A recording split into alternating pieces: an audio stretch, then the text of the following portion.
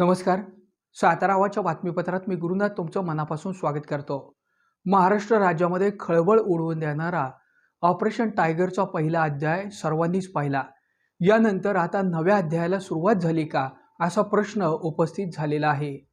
काँग्रेसचे वरिष्ठ नेते माजी मुख्यमंत्री पृथ्वीराज चव्हाण यांनी राष्ट्रवादी शरदचंद्र पवार पक्षाचे 6 खासदार अस्वस्थ असल्याचं समजतं आहे, अशी माहिती दिली आहे.